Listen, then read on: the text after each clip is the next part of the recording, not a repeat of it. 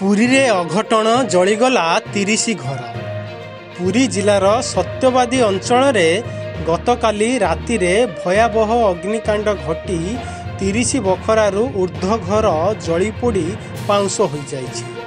मिलिथिबा सूचना अनुसार विलंबित राति प्राय 2टा समय रे अग्निकांड घटिथिबा बेले अग्निकांडर कारण जଣା पड़ी नाही। एही अग्निकांड रे 30 बखरा घर समेत 5टी बाइक एवं 100 क्विंटाल रु अधिक धान जलिपोड़ी पाउंस हो जाइछि।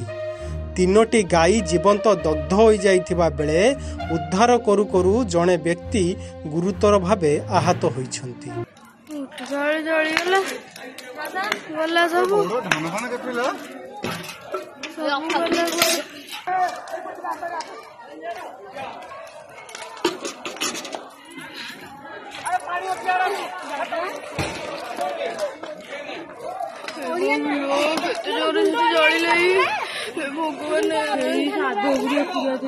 ब्यूरो रिपोर्ट, मो ओडिशा न्यूज।